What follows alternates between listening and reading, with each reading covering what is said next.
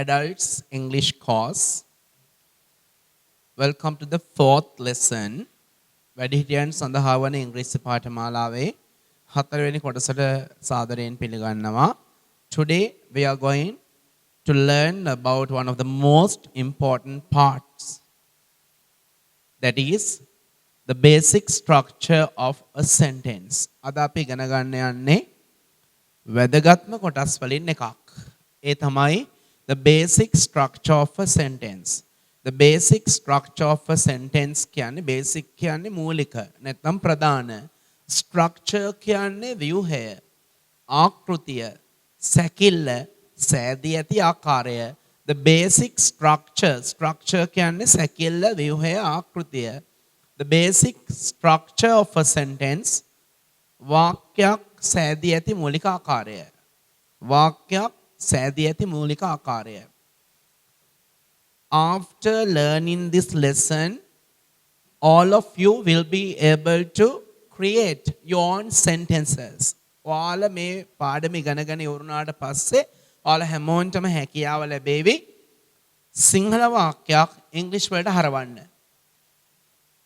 වචන සෙට් එක දන්නවනම් ඒ වාක්‍ය හදා ගන්න ඔයාලට ඕන කරන වචන සෙට් එක දන්නවනම් පිළිවෙලට තියලා ඒ ටික වාක්‍යයක් විදිහට ගොඩනගා ගන්න ඔයාලට හැකියාව ලැබෙවි මේ පාඩමේ අවසානයත් සමගම. I promise it මම ඒක පොරොන්දු වෙනවා.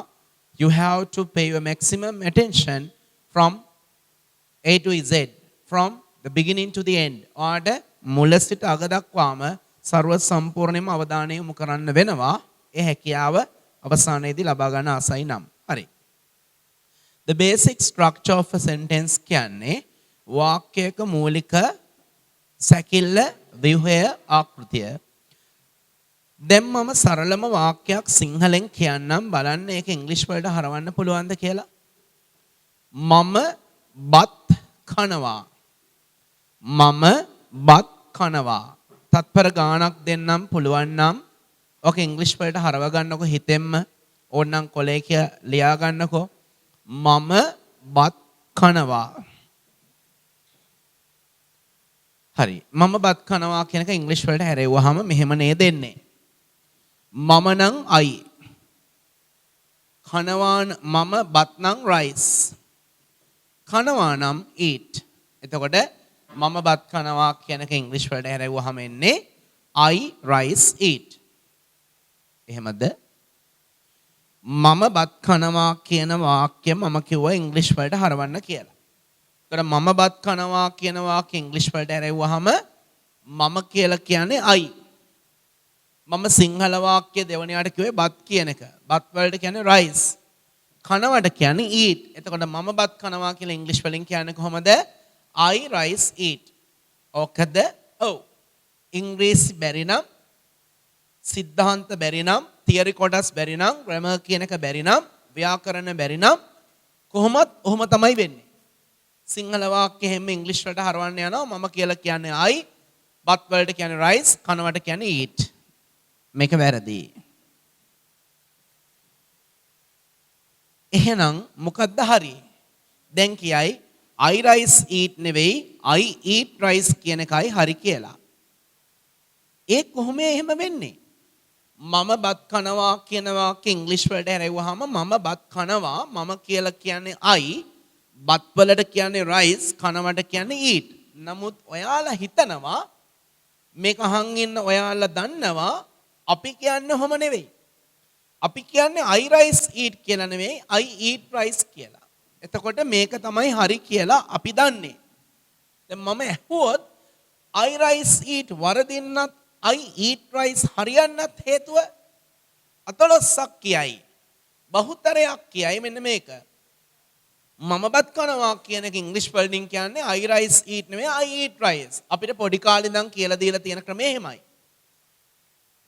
නමුත් මම තර්ක කරනවා මම බත් කනවා කියන වාක්‍ය ඉංග්‍රීසි වලට හැරෙවුවාම මම කියලා කියන්නේ ඉංග්‍රීසි වලින් කියන්නේ I, ඒක 100%ක් නිවැරදි.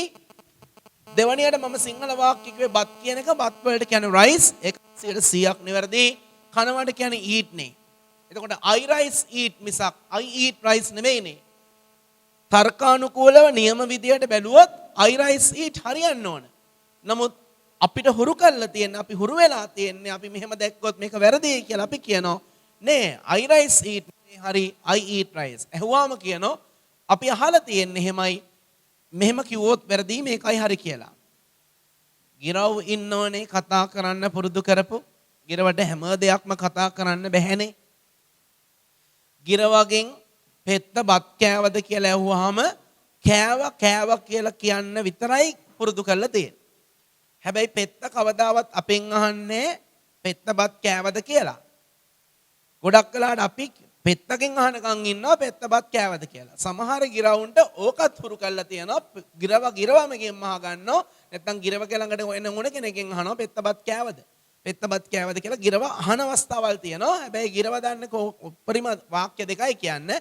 එකක් තමයි පෙත්ත බත් කෑවද අපි ගොඩක් වෙලාවට ඒක ගිරවගෙන් ඇහුවාම පෙත්තකින් ඇහුවාම පෙත්තා ඒක ආපස්සට අපෙන් අහනවා පෙත්ත බත් කෑවද එහෙම නැත්නම් අපි පෙත්ත බත් කෑවද කියලා ඇහුවාම කෑව කියනවා අපි ගිරවගෙන් තවත් වචනයක් අහලා බලමු පෙත්ත කෑවේ කැකුළු හාලේ බද්ද සුදු හාලේ බද්ද පෙත්තට උත්තරනේ පෙත්තට බත් දුන්නේ තාත්තද අම්මද පෙත්තට උත්තරනේ පෙත්ත බත් කෑවේ උදේ 8ටද 9ටද පෙත්තට උත්තරනේ පෙත්තට බත් ගෙනල්ල කැව්වේ පිඟානෙන්ද නැත්නම් වෙන භාජනයකට දානකන්ද පෙත්තට උත්තරනේ ඒ කියන්නේ පෙත්තට පුරුදු කරලා තියෙන්නේ පෙත්ත බත් කෑවද කියලා අහුවාම කෑව කියන විතරයි මගෙන් ඉගෙන ගන්න අය පෙත්තල වෙන්න එපා කවුරු හරි කියන නිසා පොතක පතක තිබුණ නිසා අර මෙහෙ තිබුණ නිසා බෑ බුදුන් වහන්සේ විවිධාගම් වල කට්ටිය ඇතිනේ මේ පාඩමට අහුම්කම් දෙන මගේ ආගමට අනුව බුදුන් වහන්සේ අවසාන මොහොතේ කිව්වා අරයා මෙයා කිව්ව නිසා අර පොතේ මේ පොතේ තිබුණ නිසා මගේ දහම මම මේ දේශනා කරන දේ පිළිගන්න එපා. ඇත්තද නැත්තද කියලා බලලා ප්‍රායෝගිකවත් හදා බලලා ඇත්තද බොරුද කියලා කියන්න. බුදුදහමත් හරියට විද්‍යාවක් වගේ. විද්‍යාවේ මැජික් කරන කෙනෙක්ගෙන් අර තොප්පියට පොල්ලෙන් ගහලා මැජික් ස්ටික් එකේ මැජික් පොල්ලෙන් ගහලා පරවියෙක් මැහුවාම අපි කියනවා අපිටත් පොඩ්ඩක් පෙන්වන්නකෝ පරවිය එන හැටි. එයා පෙන්වන්නේ. ඒව තමයි මැජික් කියන්නේ කියලා අපිට කියනවා. එයා සාක්කුවට අත දාලා ලේන්සුවක් අරගෙන ඒ ලේන්සුව හොල්ලනකොට ඒකෙන් මොනවා හරි වැටෙනවා නම් ඒකෙන් කුරුල්ලෙක් එළියට යනවා නම් අපි ඇහුවාම ඒ කොහොමද එහෙම කරේ කියලා එයාට ඔප්පු කරන්න බෑ. එයා කියනවා ඒව තමයි මැජික්. නමුත් විද්‍යාව සයන්ස් කියන එක ඒක නෙවෙයිනේ. විද්‍යාවේදී කල්පිතය පරීක්ෂණය නිරීක්ෂණය නිගමනය යම් කෙනෙක්ට මතයක් පහළ වෙනවා ඒ මතය ඇත්තද නැද්ද කියලා බලන්න පරීක්ෂා කරනවා ඊට පස්සේ පරීක්ෂාව නිරීක්ෂණයක් දක්වා දික් වෙනවා ඊට පස්සේ නිගමනයක් වෙනවා මේක මෙහෙම වුණොත් මෙන්න මේක වෙනවයි කියලා ඔප්පු කරන්න පුළුවන් ඒක නිසා ඔයාලා මැජික් නෙවෙයි මැජිෂියන් කෙනෙක් වෙන්න එපා ඔයා සයන්ටිස්ට් කෙනෙක් වෙන්න ඉංග්‍රීසි වල කවුරු හරි කියපු නිසා පොතේ පතේ තිබුණ නිසා ඔහේ පිළිගන්න එපා ඔයා අත්හදා බලන්න මේක ඇත්තටම මෙහෙම වෙන්න හේතුව මොකක්ද කියලා. එතකොට මාර ලේසි. දැන් යම් පාඩමට. I rice eat මම බත් කනවා කියන එක හරි විදියට නම් I rice eat. නමුත් ඒක වැරදි කියලා කියනවා. ඕක නිවැරදි වෙන්නේ I eat rice කියලා කියන. එහෙම අපි අහලා තියෙනවා. ඇයි එහෙම වෙන්නේ කියන එක ඇත්තටම අපි ඉගෙන ගමු. ඉංග්‍රීසි භාෂාවේ වාක්‍යයක් සාමාන්‍යයෙන් නිර්මාණය වෙන්නේ that means the basic structure of a sentence is ඉංග්‍රීසි භාෂාවේ වාක්‍යයක් නිර්මාණය වෙන සූත්‍රය තමයි ෆෝමියුලා තමයි S + V + O SVO කියන ෆෝමියුලේෂන් එකට සූත්‍රයට අනුව තමයි ඉංග්‍රීසි භාෂාවේ වාක්‍යයක් නිර්මාණය වෙන්නේ S කියන්නේ subject Subject means the person, animal or thing who does the action, who does the verb. යම් ක්‍රියාවක් කරන පුද්ගලයා කිසියම් ක්‍රියාවක් කරන පුද්ගලයා සතා දෙය subject එකක් විදිහට හඳුන්වනවා. The thing that the person does, the thing that the animal does is the verb. The thing, the action that the person does is the verb. අදාළ පුද්ගලයා හෝ සතා විසින් කරනු ලබන දෙය verb එකක් ක්‍රියාවක් කියලා හඳුන්වනවා. V for verb. V කියන්නේ verb ක්‍රියාව. The receiver of the action is the object. කිසියම් පුද්ගලයෙකු විසින් කරනු ලබන ක්‍රියාවට යටත් වෙන්නේ ඔබ්ජෙක්ට් කර්මය. එහෙනම් ඉංග්‍රීසි භාෂාවේ සෙන්ටෙන්ස් එකක ස්ට්‍රක්චර් එක සෙන්ටෙන්ස් එකක සාමාන්‍ය පැටර්න් එක තමයි SVO කියන සූත්‍රයට අනුවයි ඉංග්‍රීසි භාෂාවේ වාක්‍යයක් නිර්මාණය වෙන්නේ. What is S? S for subject, කර්තෘ, ක්‍රියාව කරන්නා. V for verb. V කියලා කියන්නේ verb ක්‍රියාව. O for object, කර්මය. එතකොට SVO subject, verb, object. Subject, verb, object. ඔන්න ඕක තමයි සාමාන්‍යයෙන් ඉංග්‍රීසි භාෂාවේ වාක්‍යයක් නිර්මාණය වෙන සූත්‍රය.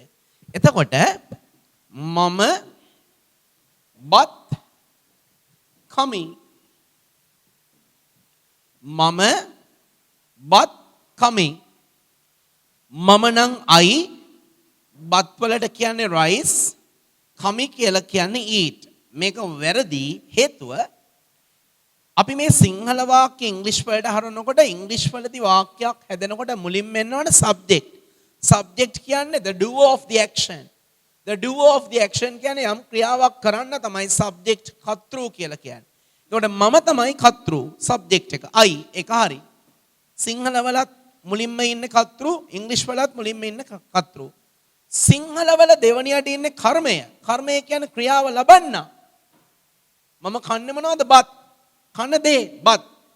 සිංහල වල දෙවණියට ඉන්නේ object. නමුත් ඉංග්‍රීසි වාක්‍යයක දෙවණියට දාන්න කියන්නේ subject එකට පස්සේ verb. subject එකට පස්සේ verb. ඒක නිසා I rice නෙමෙයි දෙවණියට එන්න ඕනේ කනවට කියන verb එක eat. I eat. ඉංග්‍රීසියේ තුන්වෙනියට එන්න කියන්නේ object කර්මය. අන්න මොනවද කන්නේ මම? object. object එක තමයි rice. මම කන්නේ මොනවද? rice but. මම කන්නේ මොනවද?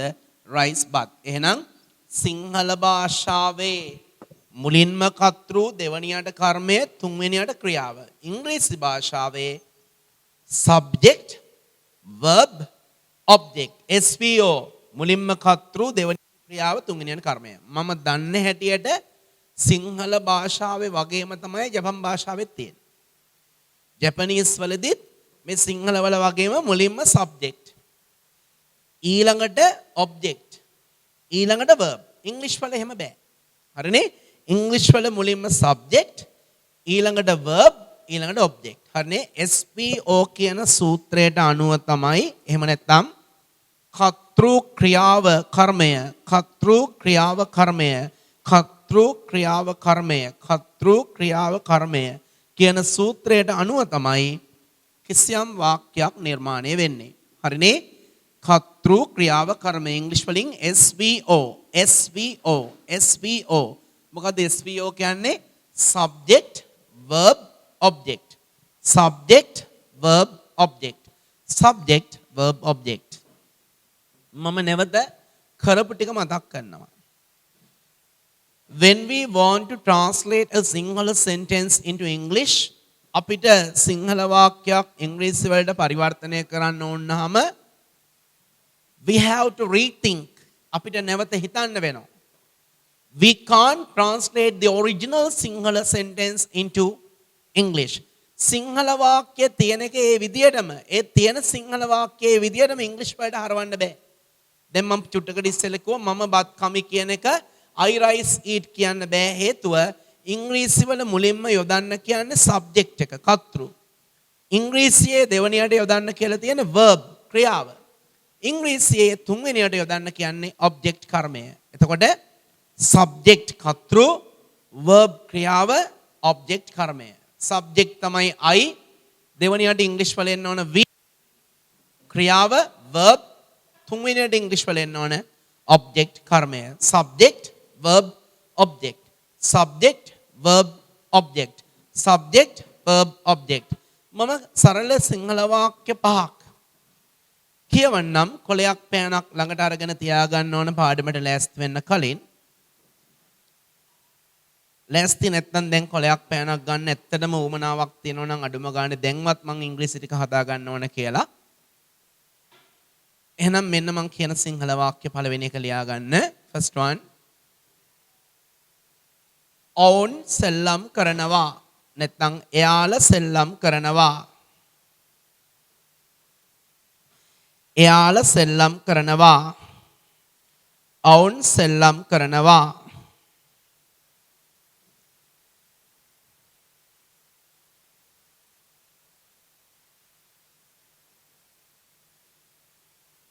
ඕක ඉංග්‍රීසි වලට හරවන්න බලන්න. එයාලා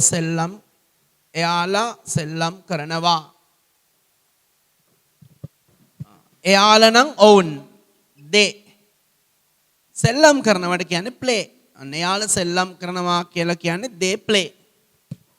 දෙවෙනි එක එයාලා ක්‍රිකට් සෙල්ලම් කරනවා. එයාලා ක්‍රිකට් සෙල්ලම් කරනවා.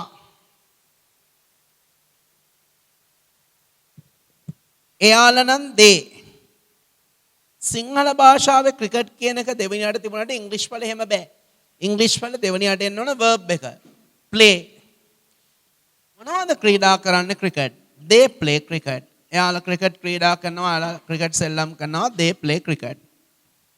එහෙනම් තුන්වෙනි එක ලියන්න බලන්න.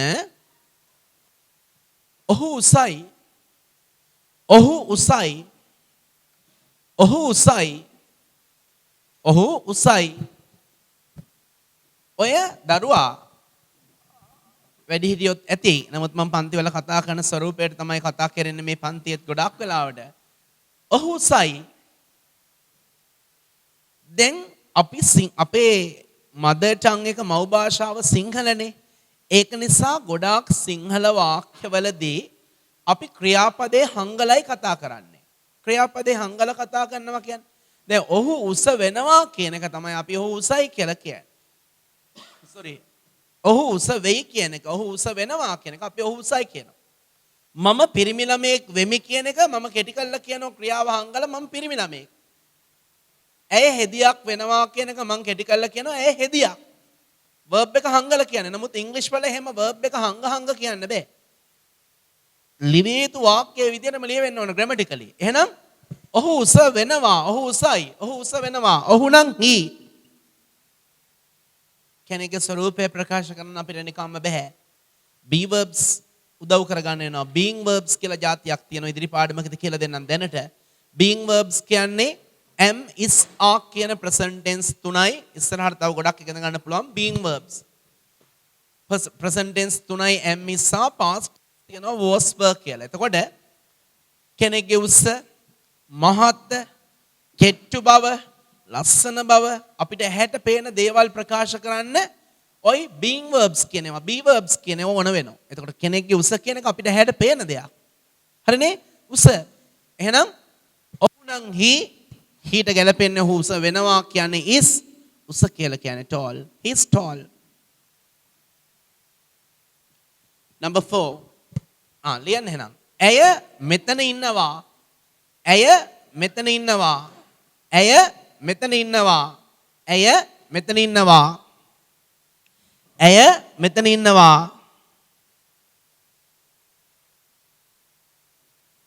ඇය නම් she. ඉන්නවා is. මෙතන නම් here. She is here. is the last sentence. මේ අන්තිම වාක්‍ය.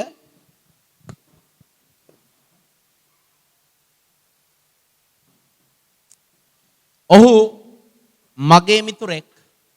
ඔහු මගේ මිතුරෙක් වෙනවා කියන එක තමයි මම වෙනවා කියන එක නැතුව කියන්නේ සිංහල නිසා. ඔහු මගේ මිතුරෙක්. ඔහු මගේ මිතුරෙක්. හරි විදියට නම් ඔහු මගේ මිතුරෙක් වෙනවා. ඔහු මගේ මිතුරෙක්. ඔහු නම් he වෙනවා කියලා කියන්නේ is මගේ මිතුරෙක්. my friend. He is my friend. ඔහු මගේ මිතුරා. මිතුරෙක් කියන එකේ අල්කයන්ක බලන්න. ඔහු මගේ මිතුරා. He is my friend. ඔහු මගේ මිතුරා. හොඳට බෝඩ් එක දිහා බලන්න. අවධානයේ අවබෝධයේ 100ක් ගන්න. බෝඩ් එකේ තියෙන different sentence patterns.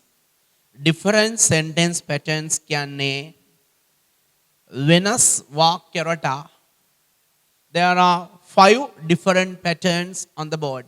බෝඩ් එකේ තියෙනවා sentence patterns 5ක්. මම පළවෙනි එකට දෙනවා S plus V. මම දෙවෙනි එකට දෙනවා S plus V plus O.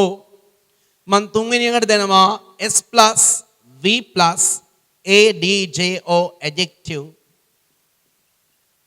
මම ඊළඟ එකට දෙනවා S plus V plus adverb.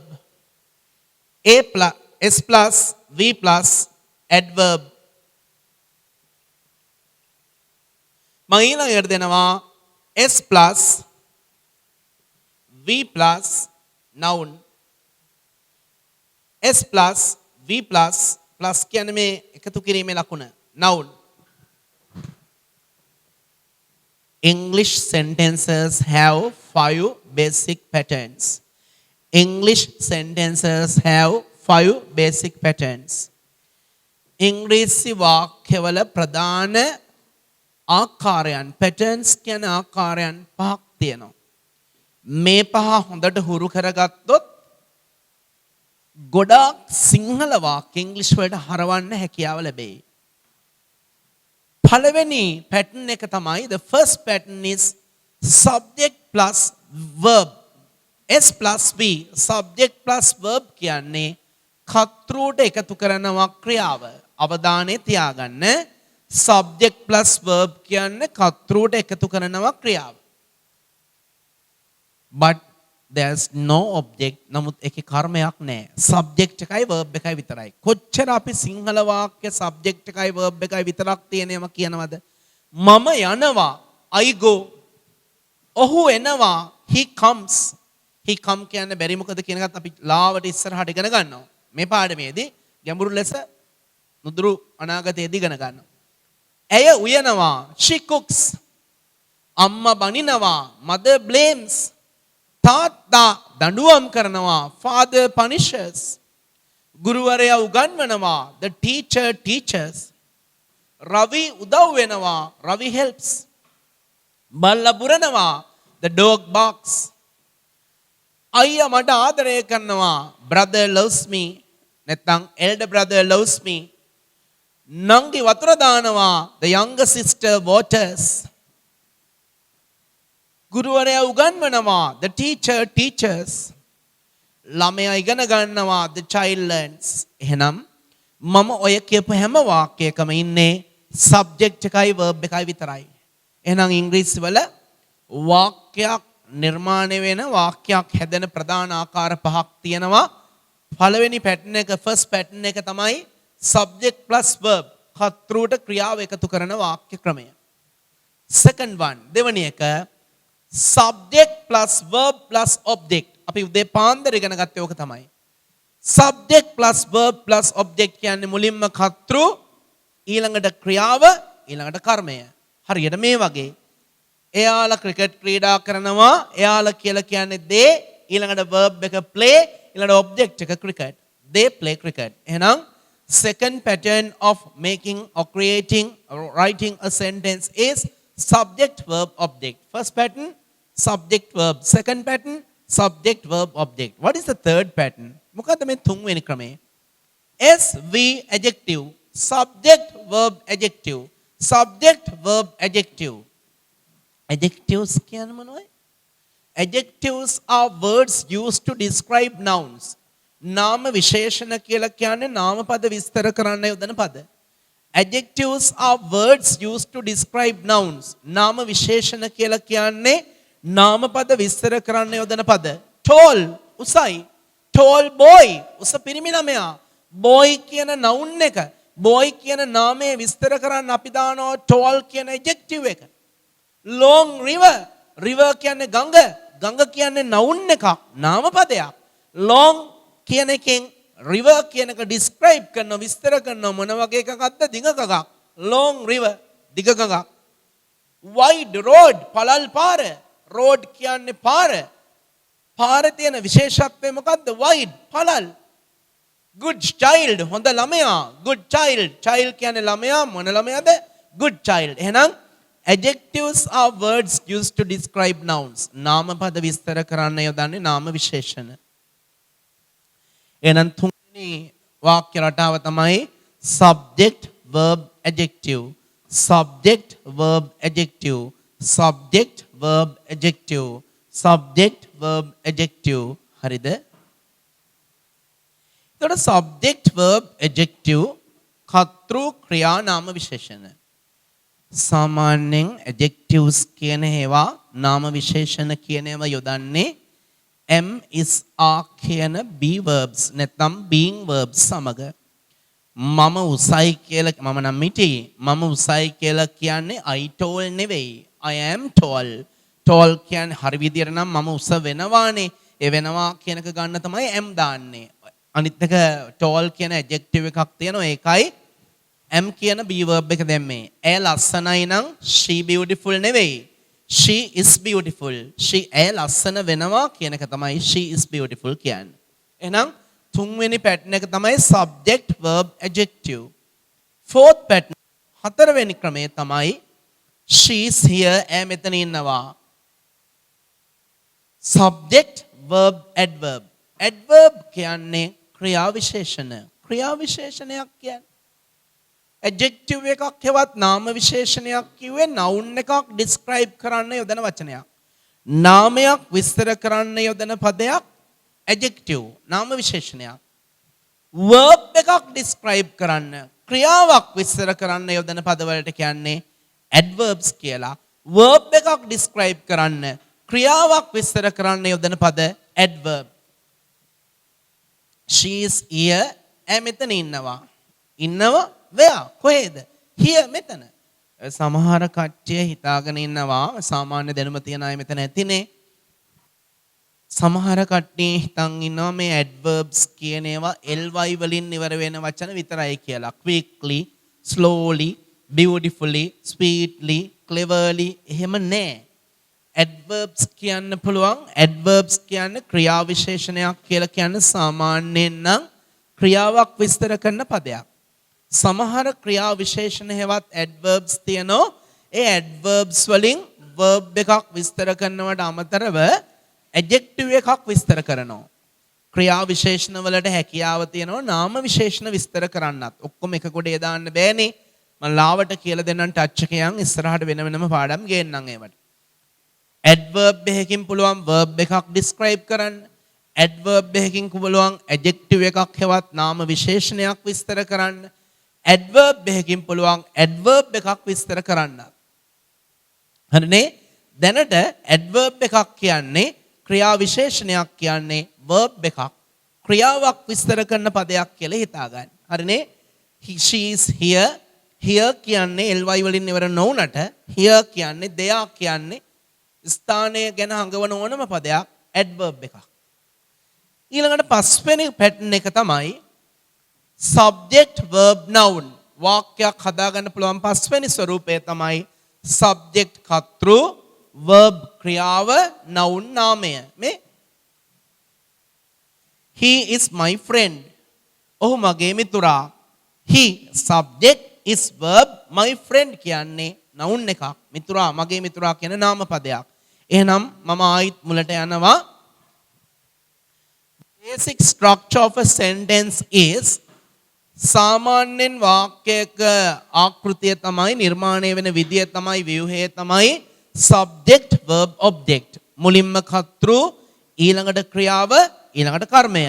subject is the person who does an action. subject කියලා කියන්නේ කිසියම් ක්‍රියාවක් කරනවා. maybe a person, maybe a thing or maybe an animal. පුද්ගලයෙක් වෙන්න පුළුවන් subject කෙනෙක් කෙනා, සතෙක් වෙන්න පුළුවන්, දෙයක් වෙන්නත් පුළුවන්. verb එකක් කියන්නේ the action that the person does. පුද්ගලයා විසින් කරනු ලබන දේ තමයි ක්‍රියාවක් කියලා කියන්නේ. object means the receiver of the action.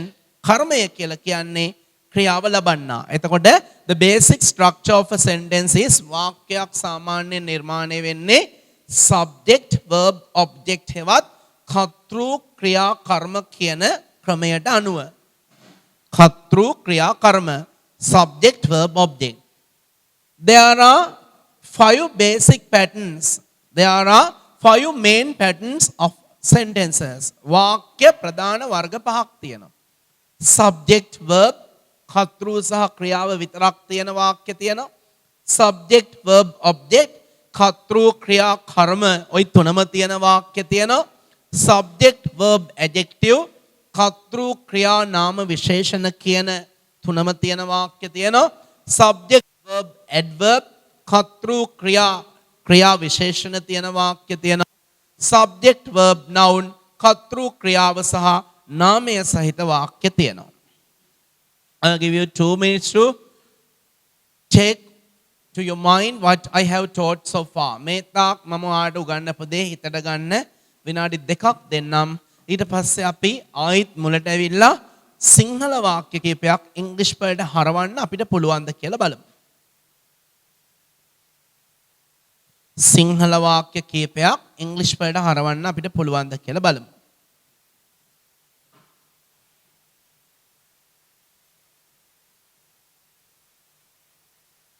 Right. Now tell me what is the basic structure of a sentence? මට කියන්න වාක්‍යයක් හැදෙන මූලිකම ප්‍රධානම ක්‍රමය මොකද්ද? SVO. What is SVO? මොකද්ද මේ SVO කියන්නේ? S means subject. S කියන්නේ subject. කාටද subject කියන්නේ? Subject means the doer of the action. කිසියම් ක්‍රියාවක් කරන්නා subject හෙවත් කර්තෘ. Second one V for verb. ක්‍රියාව. What is verb? What is verb? The action that the person does. පුද්ගලයා විසින් කරනු ලබන දෙය verb එකක් කියලා කියනවා. What is object? මොකද්ද O හෙවත් object කියන්නේ? The object means the receiver of the action.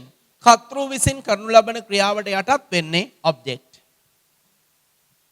සාමාන්‍යයෙන් ඉංග්‍රීසි භාෂාවේ වාක්‍යයක් හැදෙන්නේ SVO කියන සූත්‍රයට අනුව වුණාට මම මේ බෝඩ් එකේ ලියලා තියෙන වාක්‍ය පහෙන් ඔප්පු වෙනවා. සෑම සියලු වාක්‍යයකම subject verb object නැහැ. දැන් මේ පළවෙනි පැටර්න් එකේ තියෙන subject එකයි verb එකයි විතරයි. second pattern එකේ ඔය අපි දැන් ඉගෙන ගත්ත සාමාන්‍ය ක්‍රමයේ තියෙනවා subject verb object. third pattern එකේ subject verb adjective. මේකේ object එකක් නැහැ. fourth pattern එකේ subject verb adverb. මේකෙත් object එකක් නැහැ. last එකේ subject verb noun. මේකෙත් object එකක් නැහැ. ඔයාලට කවුරු හරි කියලා තියෙනවා නම් ඉංග්‍රීසි භාෂාවේ ඕනම වාක්‍යයක් හැදෙන්නේ subject verb object කියන සූත්‍රයට කියලා බෝඩ් එක දිහා බලාගෙන ඔයාලට මේක වැරදි කියලා ඔප්පු කරන්න පුළුවන්.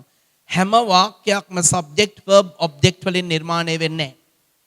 සාමාන්‍යයෙන් වාක්‍යයක් නිර්මාණය වෙන විදි පහයි තියෙන්නේ. එක්කෝ S+V subject and verb. I go මම යනවා. ඒකේ තියෙන කර්තෘ සහ ක්‍රියාව විතරයි. දෙවෙනි එක subject verb object. ඔක තමයි සාමාන්‍ය ක්‍රමය. කර්තෘ ක්‍රියා කර්මය. ඊට පස්සේ සමහර වාක්‍යවල තියෙන්නේ subject verb object වෙනකොට subject verb adjective. නාමයයි ක්‍රියාවයි නාම විශේෂණයයි. තවත් සමහර වාක්‍ය තියෙනවා. ඒවයි තියෙන subject verb adverb කර්තෘ ක්‍රියා විශේෂණ. තවත් සමහර වාක්‍ය තියෙනවා. ඒවයි මේ හතරම නෑ. මේවයි තියෙන subject verb noun කර්තෘ ක්‍රියා සහ නාමපදය. ඔය පහ හොඳට පුළුවන් නම් ඔයාලට ඉංග්‍රීසි බෑ කියන්නේ තනි බොරුවක්. අද පාඩමේ අවසානයත් එක්කම ඔයා මම දෙන සිංහල වාක්‍ය ටික ඉංග්‍රීසි වලට හරවයි. එතකොට ඔයාට දැනේ මෙච්චර කල් අපරාධේ මහන්සි නොවි හිටියේ කමක් නැහැ. මම පරාජය බාරගන්නේ මම මෙතෙන් සිට මේ කියන ක්‍රමයට ගේම ගහනවා. අනිවාර්යයෙන්ම මට කොට යන්න පුළුවන්.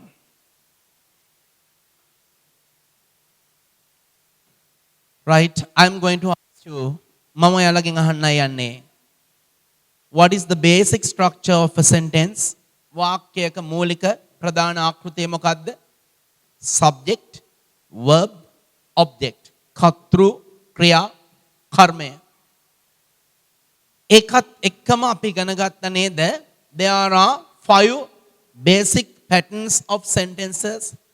වාක්‍ය වර්ග තියෙන්න පුළුවන් විදි පහක් තියෙනවනේ. මොනවයි පහ? S+V subject and verb. SVO S+V+O play plus කියන්නේ මේ එකතු කිරීම.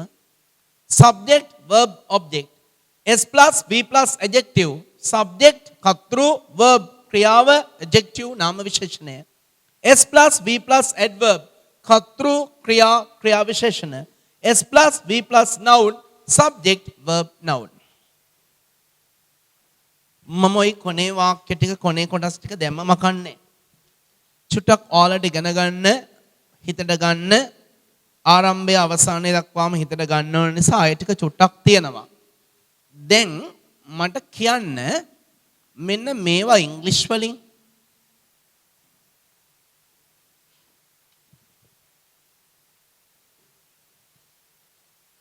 මම යනවා කියලා ඉංග්‍රීසි වලින් කියන්නේ I go. මේකේ තියෙන්නේ සබ්ජෙක්ට් එකයි verb එකයි විතරයි. මම යනවා කියලා කියන්නේ I go. මම ඔයාට උදව් වෙනවා. මම නම් I උදව් වෙනවට කියන්නේ help. ඔයාට කියලා කියන්නේ you. උදව් කරන්නේ මම I subject එක. මම කරන්නේ help උදව් වෙන එක. ඒක තමයි verb එක. මම උදව් වෙන්නේ කාටේ? මගෙන් උදව් ගන්න කවුද? ක්‍රියාව ලබන්නේ කවුද? ඔයා. මේක object එක. subject object.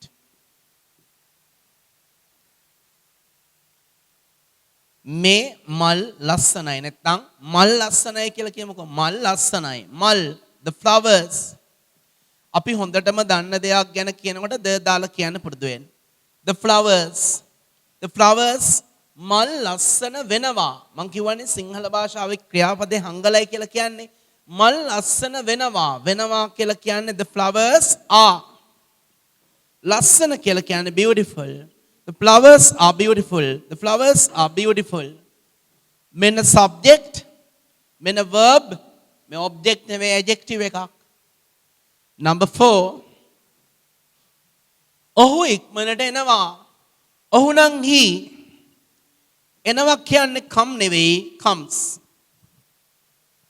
මේක මෙහෙම වෙන්නේ කොහොමද? ඇයි come දාන්න බැරි කියන එක චුට්ටක් මතක් කරොත් ඉංග්‍රීසි වල present tense verb එකක් වර්තමාන කාල ක්‍රියාපදයක්. තවත් සරල කරොත් එනවා යනවා කනවා බොනවා වාඩි වෙනවා ඉඳ ගන්නවා හිට ගන්නවා ඇවිදිනවා උයනවා ආවරණය කරනවා ඉගෙන ගන්නවා කොනිටනවා ගානවා මරනවා හපනවා කෙල ගන්නවා පෙරලා ගන්නවා ඉඹිනවා මෙකී නොකී තවත් බොහෝ ඒවා තියෙනවා.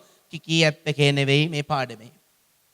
එතකොට එනවට කියන වචන දෙකක් තියෙනවා. එකක් come අනිත් එක comes. යනවට කියන වචන දෙකක් තියෙනවා. එකක් go අනිත් එක goes. ඇවිදිනවට කියන වචන දෙකක් තියෙනවා. එකක් walk අනිත් එක walks. හරිනේ? කියවනවට කියන වචන දෙකක් තියෙනවා. එකක් read අනිත් එක reads. present tense verb එකක් වර්තමාන කාල ක්‍රියාපදයක්. ඔය එනවා යනවා කනවා බොනවා කියන ඒවා ඉංග්‍රීසි වලින් තනි s අකුරකින් ඉවර වෙනව නම් මේ නාමපද නෙවෙයි ක්‍රියාපද. තනි s අකුරකින් ඉවර නොවනම් ඒ ක්‍රියාපද singular ඒක වචනයි. ඒක එහෙම වෙන්නේ he කියන්නේ ඔහුනේ. ඔහු කිව්වහම ඉංග්‍රීසි භාෂාවේදී ඒක වචන කර්තෘ කෙනෙක් විදියට සලකනවා. I බහු වචනයි. I helps කියන්න බෑ. I ඉංග්‍රීසි භාෂාවේදී බහු වචනයි.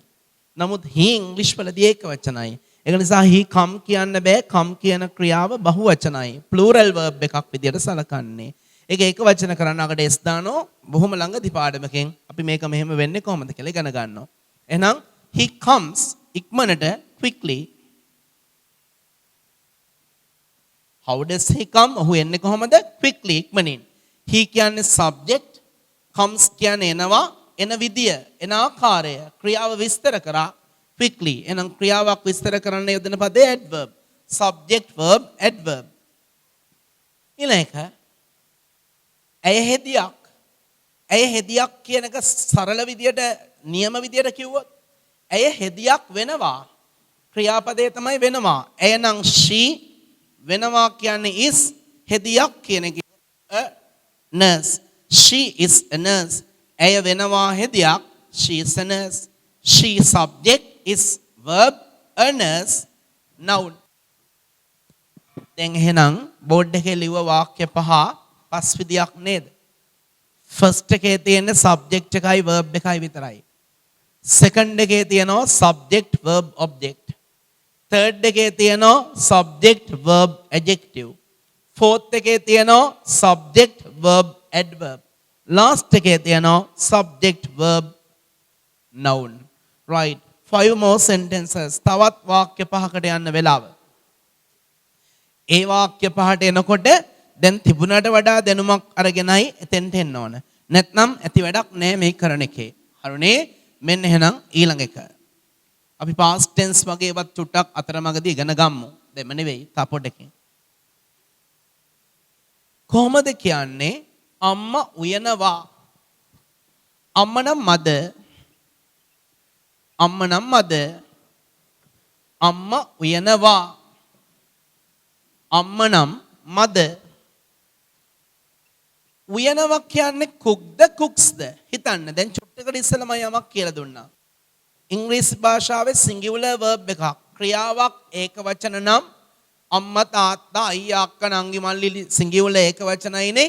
ක්‍රියාවක් ඒක වචනයින් කර්තෘ ඒක වචනයි නම් ක්‍රියාව ඒක වචන වෙන්න ඕනනේ. ඒක නිසා ඒක වචන ක්‍රියාපද ඉවර වෙන්නේ තනි s අකුරකින්. mother cook නෙවෙයි mother cooks. ඇයි එහෙම වෙන්නේ? mother කියන්නේ අම්මා. අම්මාම singular ඒක වචනයි. cook කියන එක plural බහුවචනයි. s එකක් දැම්මහම mother cooks අම්මා උයනවා. මේකේ ඉන්නේ subject එකයි verb එකයි විතරයි. අම්මා බත් උයනවා. අම්මා නම් mother. උයනවට කියන්නේ cooks. මොනවද උයන්නේ? අම්මගේ ඉවීමට යටත් වෙන්නේ බත්. mother cooks rice. mother subject, cooks verb, rice object. අම්මා කරුණාවන්තයි. අම්මා කරුණාවන්තයි. what is the hidden word? ඔය මන් දැන් කිව් එකේ වචනයක් හංගලා තියෙන්නේ. අම්මා කරුණාවන්තයි කියන එක එක්ස්පෑන්ඩ් කරලා කිව්වම අම්මා කරුණාවන්ත වෙයි. අම්මා කරුණාවන්ත වෙනවා. අම්මා නම් mother වෙනවා කියලා කියන්නේ is. කරුණාවන්ත කියන්නේ kind. that is an adjective. kind කියන්නේ adjective එකක්. mother is kind. අම්මා කරුණාවන්තයි. ඊළඟ එක අම්මා වේගෙන් උයනවා. අම්මා වේගෙන් උයනවා. අම්මා නම් mother උයනවා. cooks කොහොමද උයන්නේ? වේගෙන්. fast. fastly කියන්නේ fast. mother cooks fast. උයන විදිය පෙන්නවා. ක්‍රියාව විස්තර කරා fast. fast කියන්නේ adverb එකක්. fastly කියලා adverb එකක් නෑ. last one. අම්මා ගෘහණියක්. රස්සාවක් කරන්නේ ගෙදර දොරේ වැඩපළ කරගෙන ඉන්නව නම් ගෘහණියක්. අම්මා නම් mother. අම්මා ගෘහණියක් කියලා කියන්නේ අපි ක්‍රියාපදේ හංගලා. අම්මා ගෘහණියක් වෙයි. අම්මා ගෘහණියක් වෙනවා. mother is a housewife. mother is a housewife. mother is a housewife. mother is a housewife. බලන්න බෝඩ් එකේ ලියලා තියෙන දේවල් පස් විදියක්. mother cooks අම්මා උයනවා. subject එකයි verb එකයි විතරයි ඉන්නේ. mother cooks rice අම්මා බත් උයනවා. subject verb object. අම්මා කරුණාවන්තයි. mother is kind. subject verb adjective. අම්මා වේගෙන් උයනවා. mother cooks fast. subject verb adverb. අම්මා ගෘහණියක්. mother is a housewife. subject verb noun. Those are the 5 basic patterns of sentences. වාක්‍යයක් පවතින්න පුළුවන් වාක්‍යයක් පවතින මූලික ක්‍රම පහ තමයි විදි පහ තමයි ඔය ඉගැන්වුවේ. එක සැරයක් මතකද බලන්න. subject verb කර්තෘ සහ ක්‍රියාව second pattern.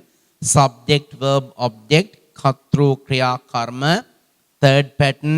subject verb adjective කර්තෘ ක්‍රියා නාම විශේෂණ fourth pattern. subject verb adverb කර්තෘ ක්‍රියා ක්‍රියා විශේෂණ last pattern.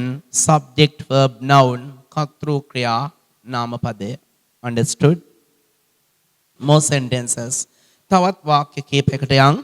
මොකද මෙතන තමයි අපේ ෆවුන්ඩේෂන් එක අත්තිවාරම. මේ ටික බෑ කියන්නේ අපිට කිසිම දෙයක් බැරි වෙයි. මේ ටික බෑ කියන්නේ අපිට කිසිම දෙයක් බැරි වෙයි. දැන් ඔයාලගේ හිතේ සැකයක් තියෙනවා දිග වාක්‍ය. අම්මා සඳුදාපත් වෙනවා. අන්න ඒ වගේ ඒවා කියන්නේ කොහොමද? ඒවා අපි පොඩ්ඩෙන් පොඩ්ඩ ඉගෙන ගමු. තාමත් බේසික් sentences ටිකක් ඉගෙන ගමු. මේ ඊළඟ එක. එයාලා හදනවා. subject එකයි verb එකයි විතරයි තියෙන්නේ. They make. එයාලා හදනවා they make. මම මේ වාක්‍ය වෙනස් කරලා ලියන දෙවෙනි එකේදී. එයාලා හදනවා සරුංගල්. They make kites.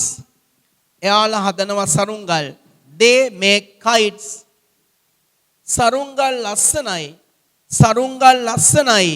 සරුංගල් ලස්සනයි. kites. සරුංගල් ලස්සනයි කියන එකේ verb එක මොකද්ද? සරුංගල් ලස්සන වෙනවා. වෙනවා කියන්න වචන තුනක් ඉංග්‍රීසි වල තියෙනවා. එකක් am, අනිත් එක is, අනිත් එක are. එකක් am, අනිත් එක is, අනිත් එක are. am යොදන්න නම් මුල I ඉන්න ඕන. is යොදන්න නම් මෙතන kite, boy, girl වගේ singular ඒක වචනයක් ඉන්න ඕන. kites කියන්නේ සරුංගල් කිව්වම ගොඩක්. එහෙනම් සරුංගල් ලස්සන වෙනවා. kites are beautiful. kites are beautiful. kites are beautiful. Subject, verb, adjective. Number 4. ඔහු ලස්සනට ඔහු හදනවා සරුංගල් ලස්සනට.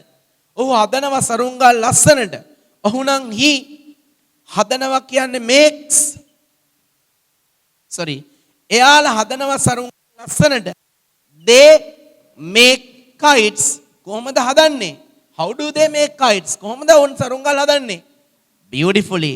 ලස්සනට. They make kites beautifully. එයාලා සරුංගල් හදනවා ලස්සනට. Beautifully is an adverb. Beautifully කියන්නේ adverb එකක්. Beautiful කියන්නේ adjective එකක්. ඊළඟ එක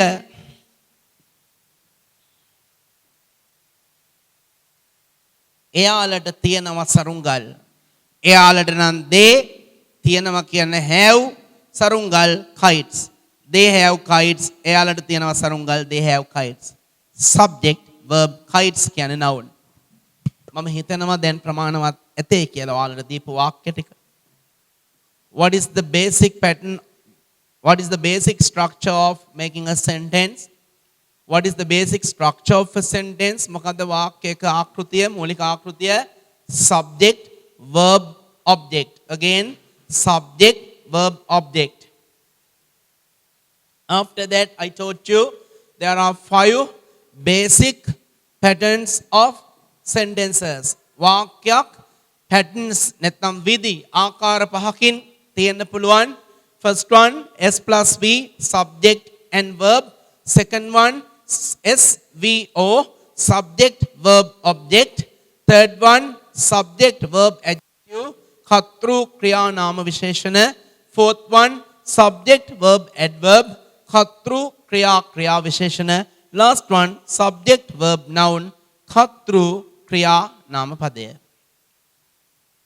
කරපු දේ හොඳට හිතට ගන්න. You are given 2 minutes. විනාඩි දෙකක් දෙන්නම්.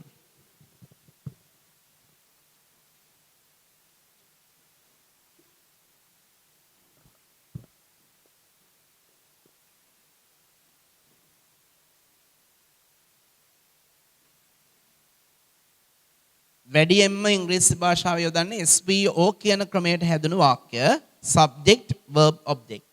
එතනින් අදහස් කරන්නේ ඉංග්‍රීසි භාෂාවේ හැම වාක්‍යයකම subject verb object තුනම තියෙයි කියලා. object එක නැති වාක්‍ය ඕන තරම් ඉංග්‍රීසි වල තියෙනවා.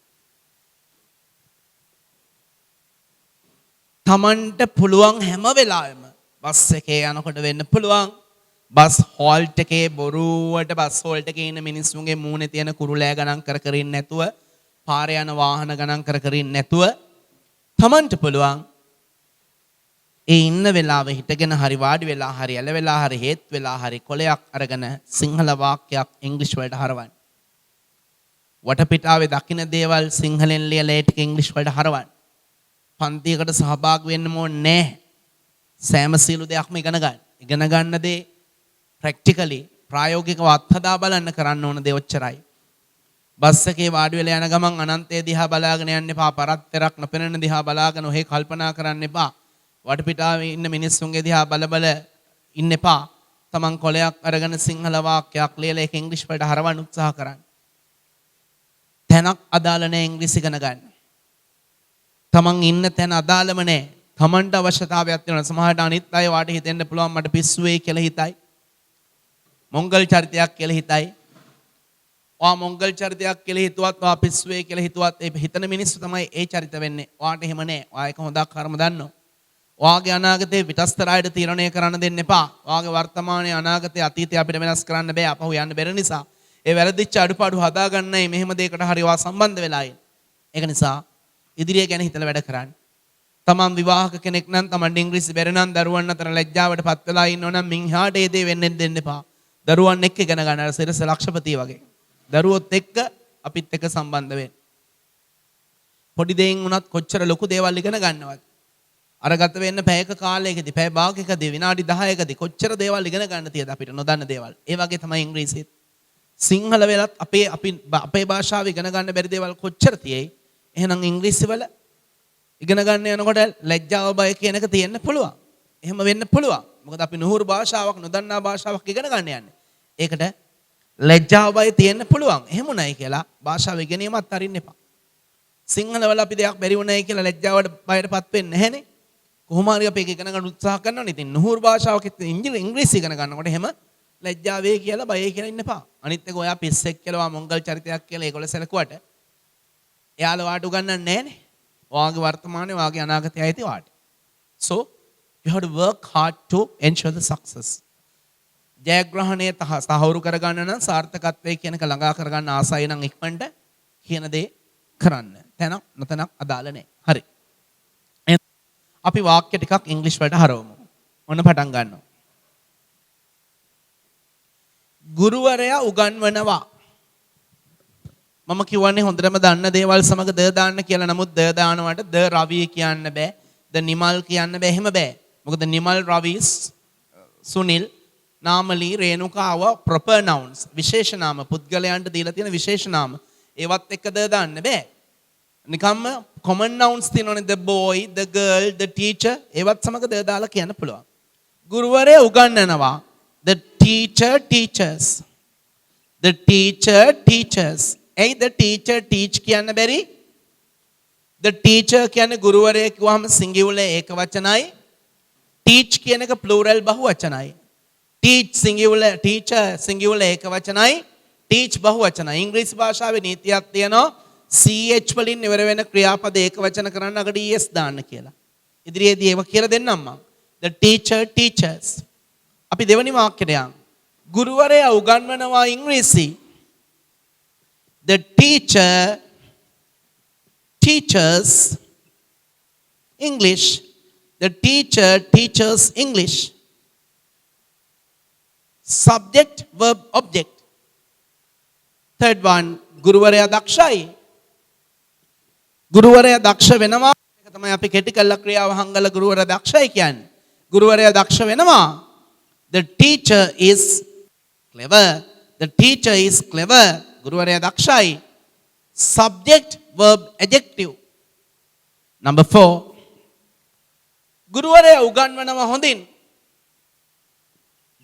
The teacher teaches කොහොමද උගන්වන්නේ? ක්‍රියාව කරන්නේ කොහොමද? හොඳින්. The teacher teaches well. මෙතන well කියන්නේ ලිඳ නෙවෙයි. හොඳින්. adverb එකක්. Number 5. ඔහු ගුරුවරයෙක් වෙනවා. He is a teacher. බලන්න ලියලා තියෙන අර patterns පහ නෙවෙයිද කියලා. The teacher teaches subject verb. The teacher teaches English subject verb object. The teacher is clever subject verb adjective. ගුරුවරයා හොඳින් උගන්වනවා. The teacher teaches well subject verb adverb. ඔහු ගුරුවරයෙක්. He is a teacher subject verb noun.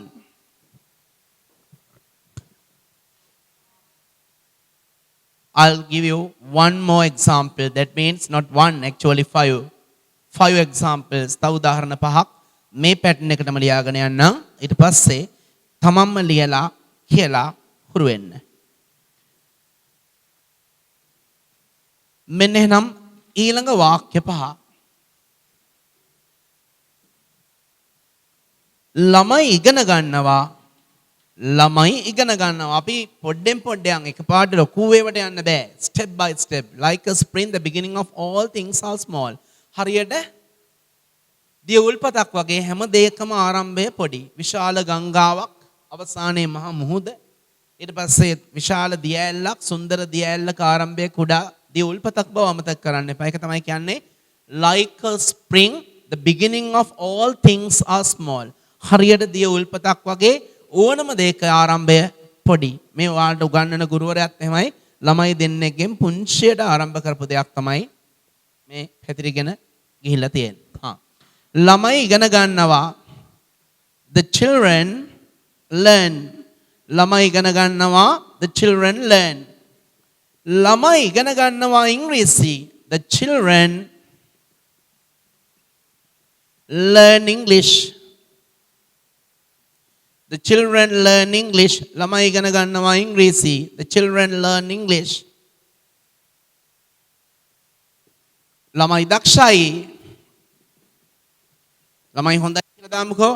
The children ළමයි හොඳයි කියන එක තමයි ළමයි හොඳයි කිව්වේ. The children are good. ළමයි වැඩ කරනවා හොඳින්. The children work well නැත්නම් දක්ෂ ලෙස cleverly. The children work cleverly. ළමයි වැඩ කරනවා දක්ෂ ලෙස.